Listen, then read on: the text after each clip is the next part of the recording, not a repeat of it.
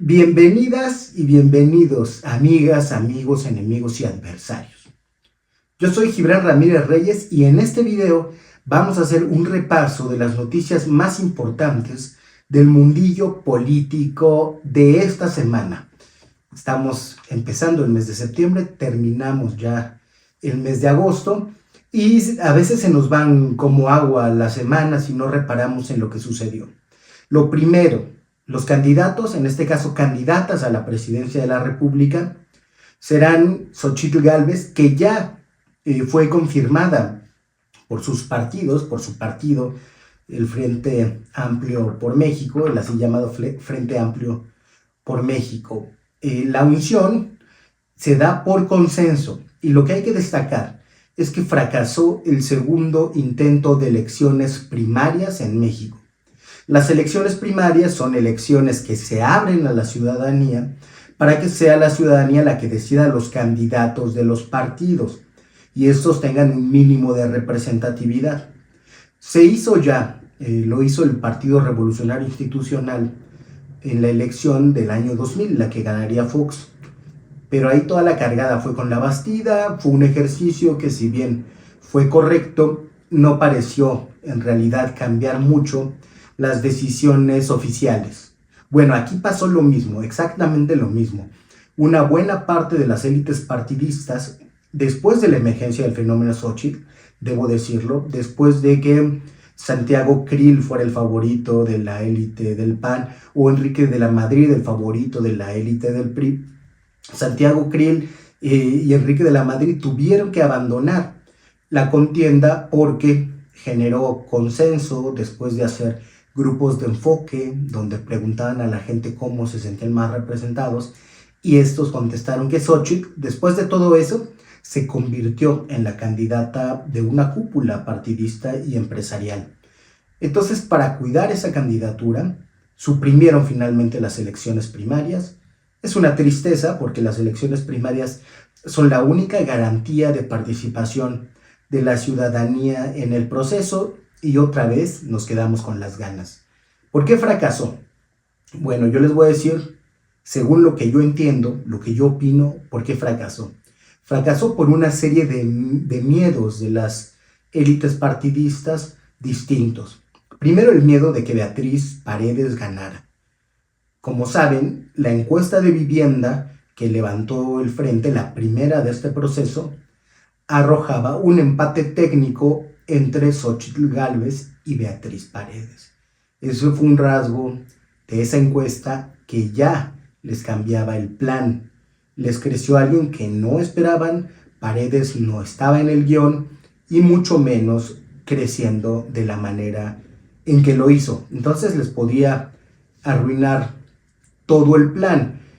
Asociado a este miedo de que la estructura priista que se inscribió al ejercicio fuera a votar masivamente por Paredes, había un miedo contrapuesto, que es que los ciudadanos libres, sin afiliación partidista, no acudieran a las urnas.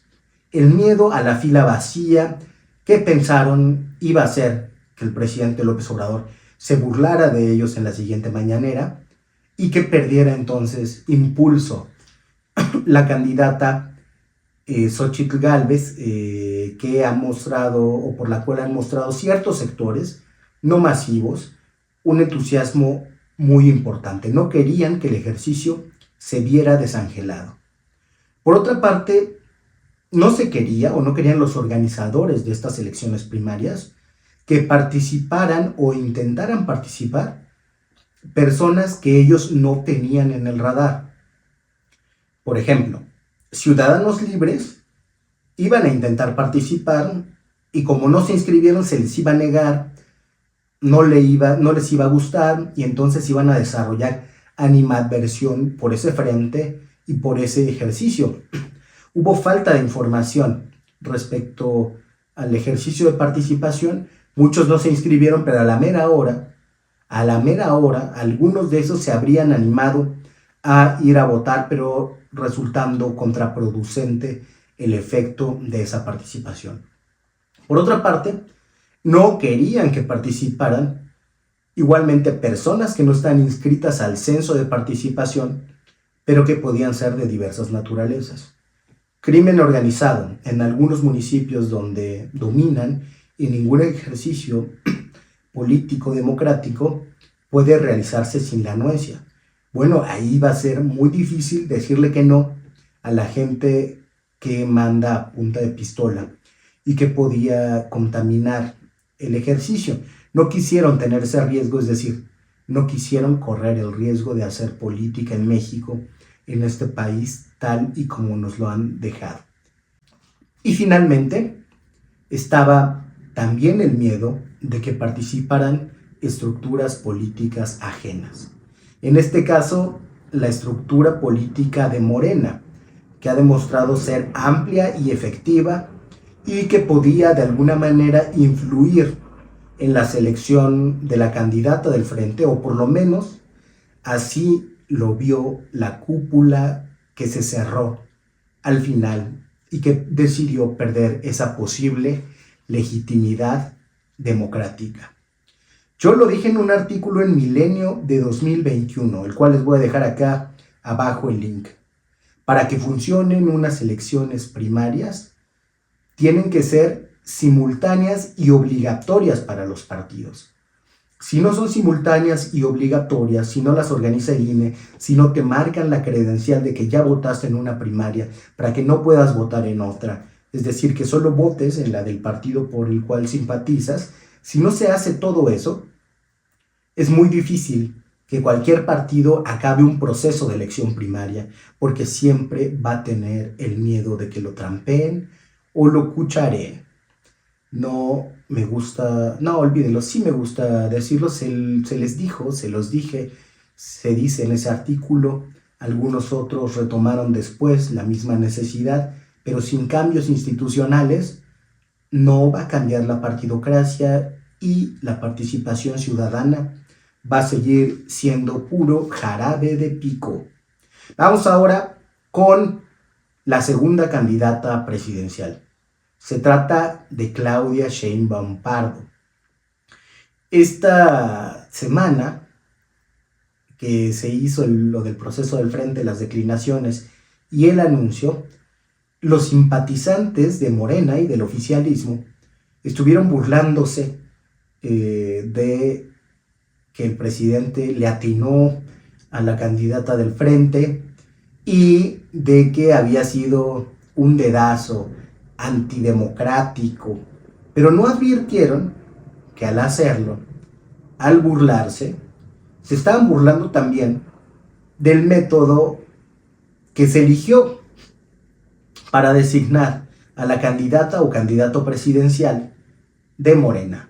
Es decir, se están burlando de que solo utilizaron el elemento de la encuesta antes de la votación en urnas para designar a Xóchitl Gálvez. Bueno, pues el de Morena desde el principio, y así lo critiqué también en Milenio en su momento, les dejo también el otro link, desde el principio se dijo que iba a ser una encuesta, un método, sí, tienen razón, esos críticos cuando lo ven en el Frente Amplio, pero también aplica para Morena. Las encuestas no son un método democrático y pues si acusan dedazo del otro lado, llama un poco la atención que en esa simulación no les incomode el dedazo de este lado. La primera semana de levantamiento de encuestas de Morena es la que acaba de pasar. Se supone que cada uno de los participantes tendría un representante en ese proceso y que se sortearían los distritos de manera aleatoria. Bueno, en realidad las secciones electorales, que sería una muestra aleatoria y que las encuestadoras, tanto la de Morena como las encuestas espejo, iban a ir acompañadas de representantes de todos los equipos para que nadie hiciera chanchullo. Bueno, pues ese levantamiento comenzó a ser un desastre. Marcelo Ebrard desde el día 1 se ha quejado de que no convocaron bien a las capacitaciones a sus representantes con el afán de dejarlos fuera. se ha quejado de que hay bodegas con propaganda de Claudia Sheinbaum cerca de los puntos donde se levanta la encuesta. Se ha quejado de que hay personal de la Secretaría de Bienestar haciendo campaña en los lugares en los que se levanta la encuesta. Se han quejado de todo esto que ya sabíamos que iba a pasar, que acreditó en un reportaje Carlos Loret de Mola, también de la semana pasada, en el caso de Colima y cómo se utiliza la estructura para intervenir en el proceso en el estado de Jalisco.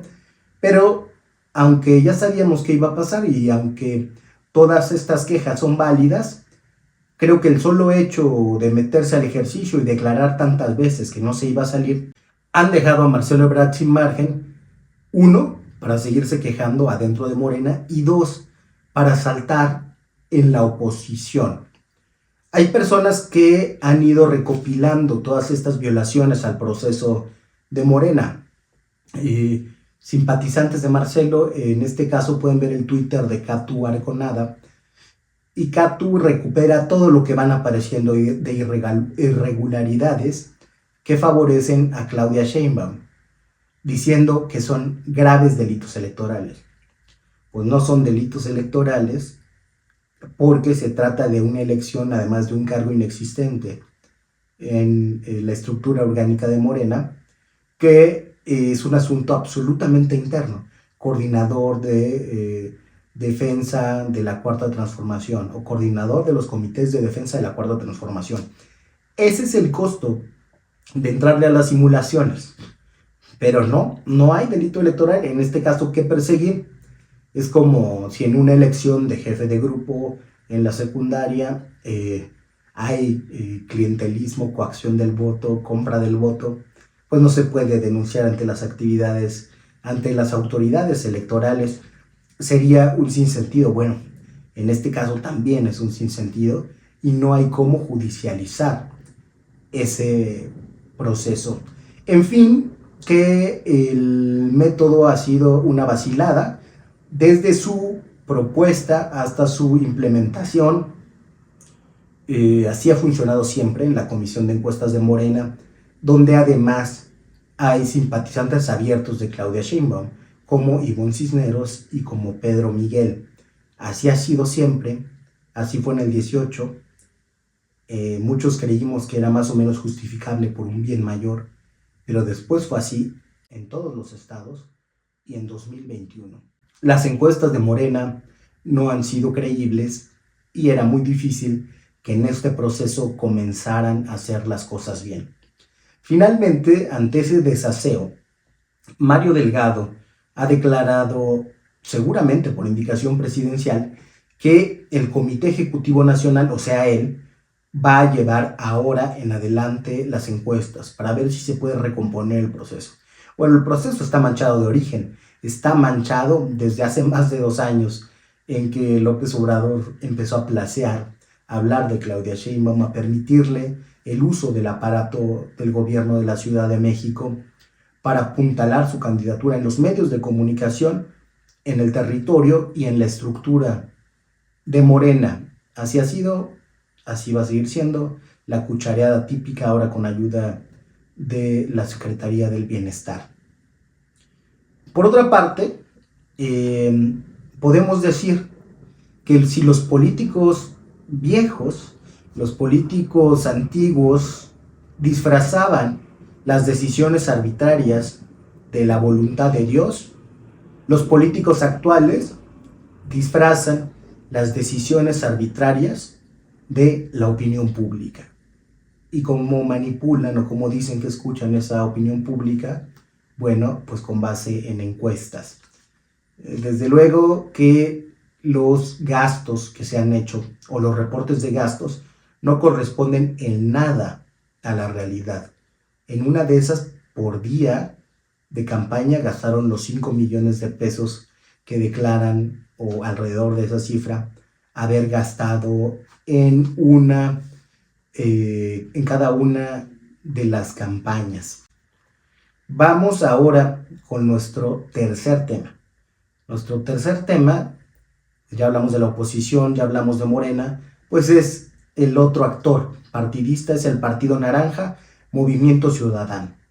Pasaron esta semana 3 cosas en Movimiento Ciudadano o en su órbita. Primero, que Samuel García, el gobernador de Nuevo León, manifestó o deslizó un interés por participar en las elecciones de 2024. Dijo que la Constitución discriminaba a los jóvenes, lo cual es cierto, o sea, no tenemos derecho a ser elegidos para presidente mientras seamos jóvenes. Se puede a partir de los 35 años. Yo ahí añado una propuesta, no de Samuel, esa es mía, que es que así como está topado para abajo por atribuir poca madurez a los menores de 35 años, la posibilidad de ser presidente de la República también debería estar topada para arriba, porque hay una pérdida obvia de capacidades, uno está más endurecido en sus prejuicios y la capacidad de trabajo también cambia. Es decir, creo que está bien la primera limitación, pero también estaría bien que eso fuera parejo para los dos lados. Entonces, al señalar esto, Samuel, y decir, los jóvenes no pueden ser presidentes, dejan hasta los 35 años, pero ¿qué creen? Yo tengo 35 años, de manera que podría ser presidente. Es una provocación de Samuel, es ver cómo reacciona la opinión pública. Va mi reacción, es que yo creo que incluso por ser un asunto nada más generacional, sería refrescante para nuestra vida pública. Mientras las élites partidistas del Frente y de Morena han consolidado una clase política pues ya grande y han dado poca visibilidad a sus cuadros jóvenes y solamente como subordinados, no como dirigentes, salvo algunas excepciones, colocar en la primera línea de la disputa por el poder político a una persona joven que ha ganado cargos de elección popular, pues sí cambiaría un poco, haría necesario tocar otros temas. Esa es la primera cosa que pasó esta semana con el Partido Naranja.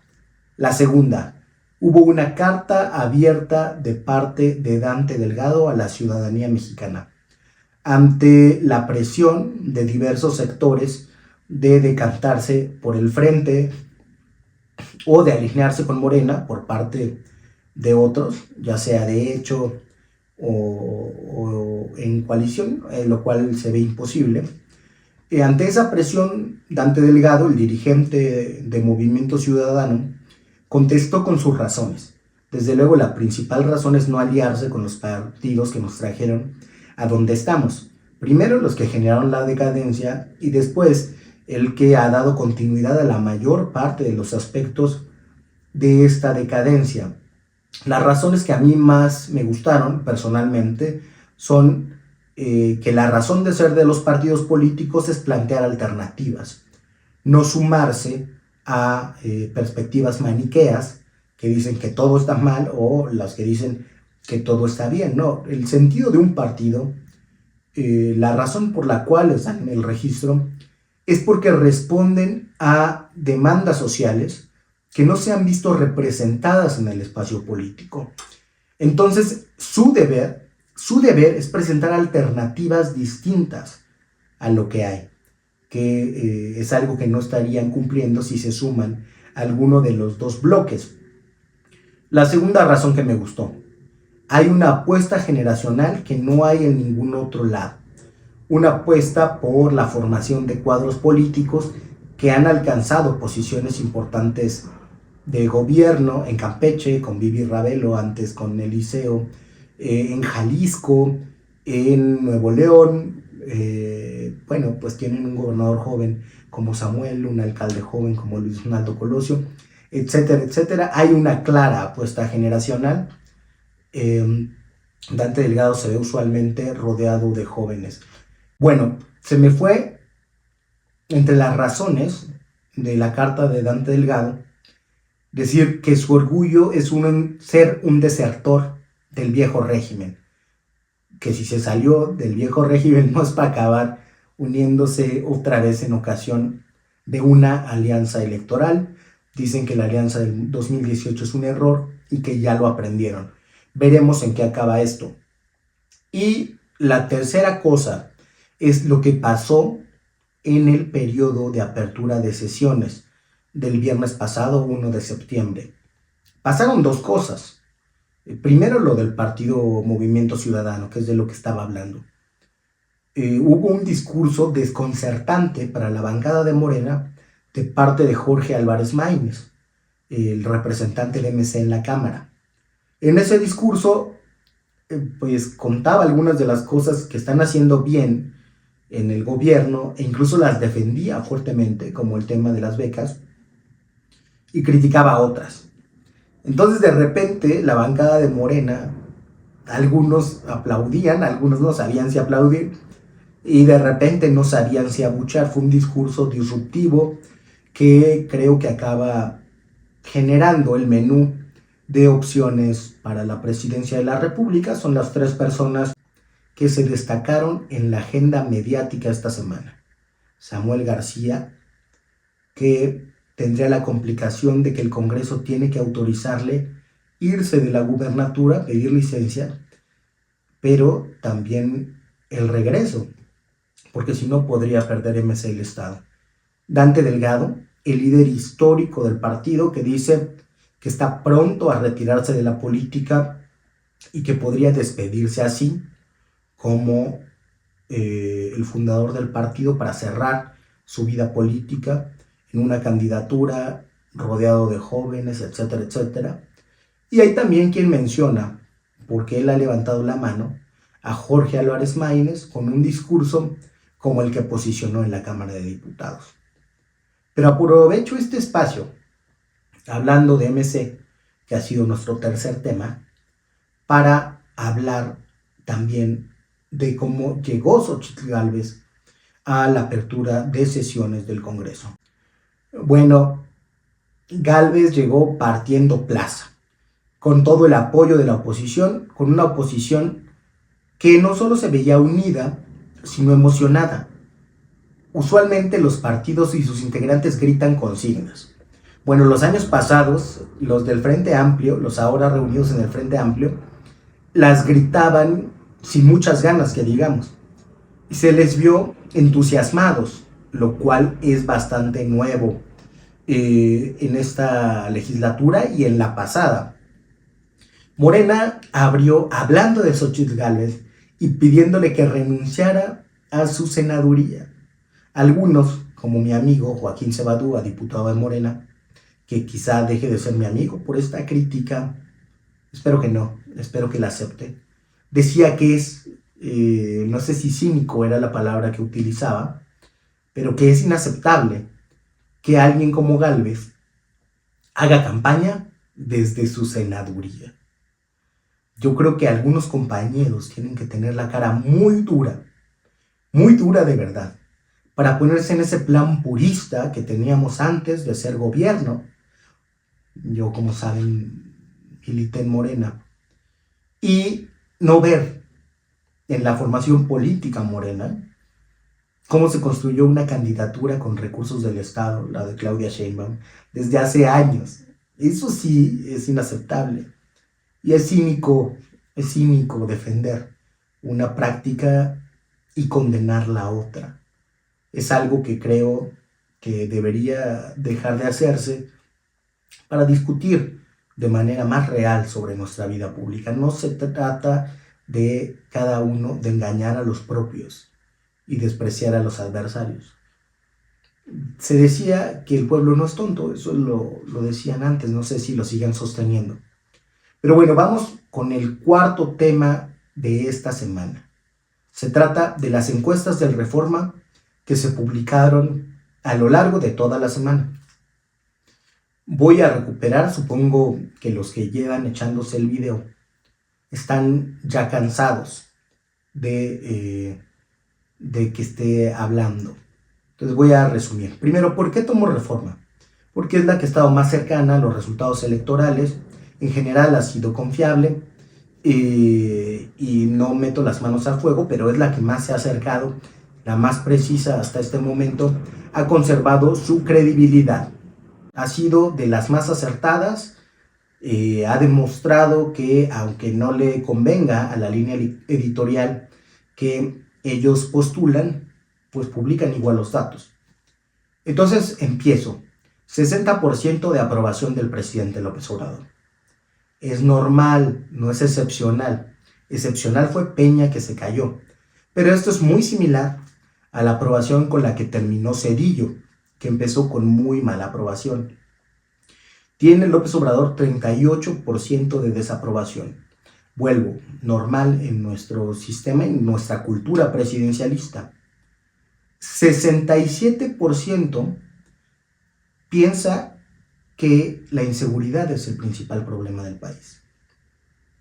10% piensa que el principal problema es la corrupción. 0%, según la encuesta, piensa que el principal problema es la salud. Y eso ha sido uno de los problemas discursivos de este gobierno, una de las consecuencias. Dejó de hablarse de salud o dejó de considerarse una prioridad porque todo el mundo lo resuelve en el sector privado, en los consultorios adyacentes a farmacia. Ya hablaremos de eso en un video dedicado especialmente al tema. En todos los escenarios electorales aventaja Morena, en todos. Y Gálvez y Paredes tenían resultados muy similares en los careos. En este momento por lo menos no era distinto. A lo que apuestan quienes han encumbrado a Xochitl Gálvez es más bien al potencial de crecimiento que tiene. Y ya para terminar, en un minutito, hubo ataques al poder judicial. Esto creo que es para dos cosas. Uno, escurrir el bulto en materia de inseguridad y de corrupción. Decir es que nosotros lo intentamos, pero el Poder Judicial no nos dejó. Es una estrategia retórica que ya utilizaba Felipe Calderón. Y después es para dejar al Poder Judicial fuera de la justa electoral. Si el Poder Judicial aplica la ley, pues muchos candidatos podrían ser inhabilitados. Claudia Sheinbaum no sería candidata si en este país se respetara la ley. Lo malo es que el Frente ha caído un poco en lo mismo, porque si el otro viola la ley en política y uno no, pues uno es el de la desventaja estratégica, sobre todo si las instituciones no castigan al otro por violar la ley. Entonces, esa es la tirada. Les dejo por último un tema para pensar, que a mí me ha dejado pensando mucho. Esta semana, en su conferencia matutina de prensa, López Obrador defendió a la cantante Yaritza, del grupo Yaritza y su esencia que tiene con sus hermanos. Contra ella ha habido una campaña durísima por gestos y declaraciones que tuvieron sus hermanos respecto de la comida mexicana sobre todo. Fue un punto sensible el que tocó para que hasta el momento le sigan llegando memes, comentarios racistas, clasistas, amenazas de muerte. Y ni siquiera la defensa del presidente logró que esta ofensiva bajara. En algún sentido hasta la exacerbó. ¿Por qué? Porque si lo hace una niña mexicoamericana, ¿por qué si hace eso? Gestos, pues quizá adolescentes, supongo que debe ser también un problema identitario el que tiene uno cuando es migrante o hijo de migrantes en este caso. Pero ¿por qué ha habido tanto encono? ¿Cómo se explica traspasar ciertos límites de la amenaza, de la burla racista, del coraje que se expresa en comentarios en esta y sobre todo en otras redes? Porque esta red ha procurado tener comunidades más sanas. Nos vemos la próxima semana para comentar todo lo que sucedió en el país político. Aprovecho para contarles. País político y país nacional fue una distinción que inventó un líder latinoamericano, colombiano, del siglo pasado, de la primera mitad del siglo pasado, Jorge Eliezer Gaitán. ¿Qué pasó en el país político?